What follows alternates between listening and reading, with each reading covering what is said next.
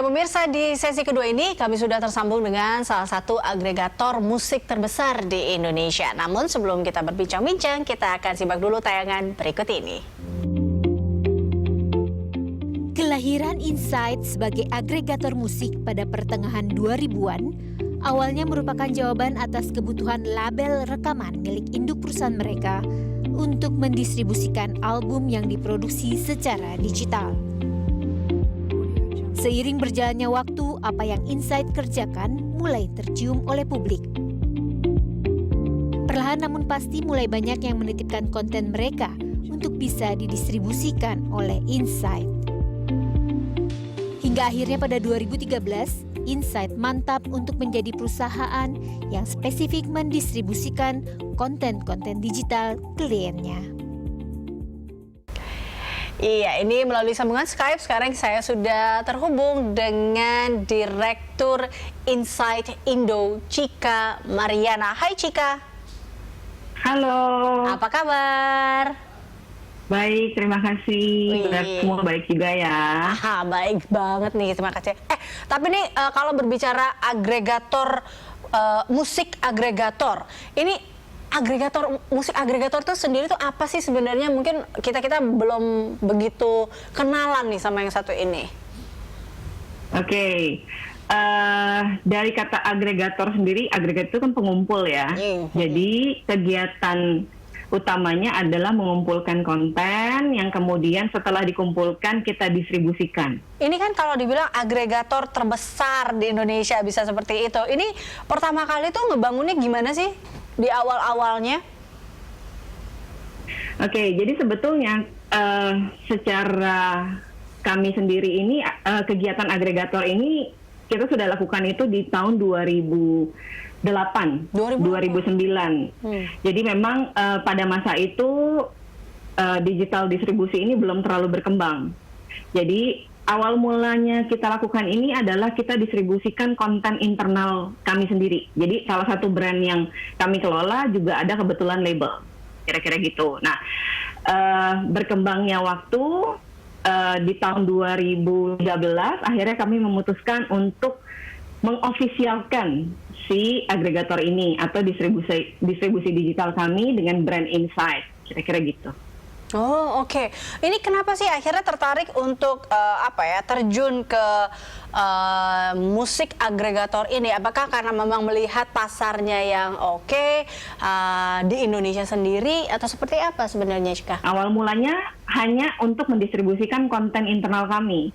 Lalu seiring perkembangan waktu nih, ada beberapa teman-teman di sekeliling kita, artinya beberapa label juga.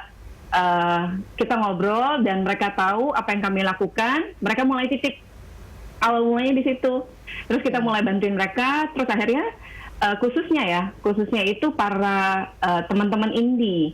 Indie itu kan agak susah ya, balik ke tahun saat itu, indie itu cukup susah untuk bisa dikatakan bisa distribusi konten mereka atau karya mereka secara digital. Nah, saat itu yang menjadi dasar kita akhirnya mau ofisialkan, kemudian kita buka untuk umum, salah satu hal utamanya adalah karena kita pengen bantuin band-band indie. Itu sih waktu itu. Pengen bantuin band-band indie ini agar bisa naik lah ya, punya konten yang nggak kalah dengan band-band lainnya. Tapi tadi ada syaratnya nggak sih?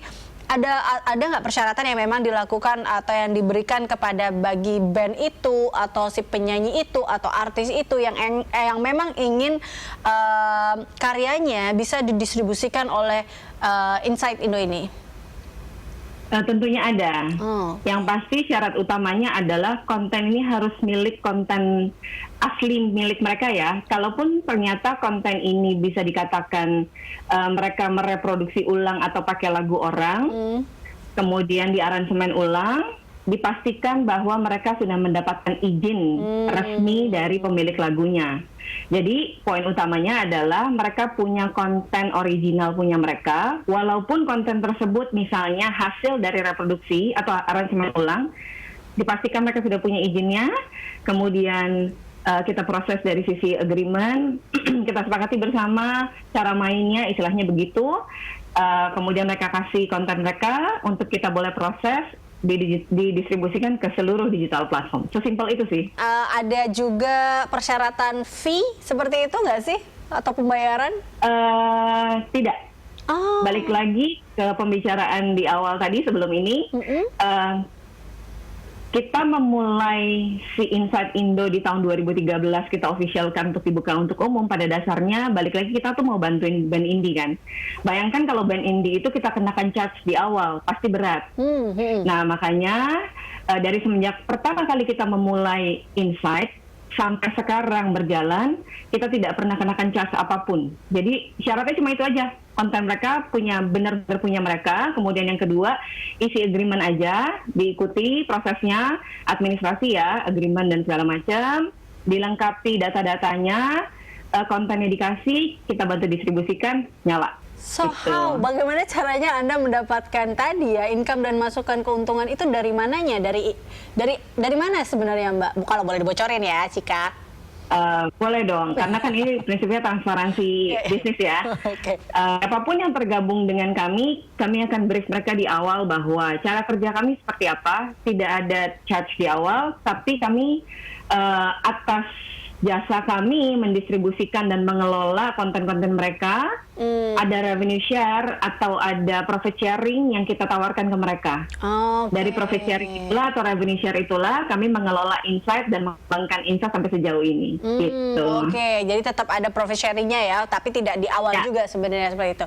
Kita akan lanjutkan nanti perbincangan ini usai jeda ya Cika, pemirsa tetaplah bersama kami dalam Creative Money.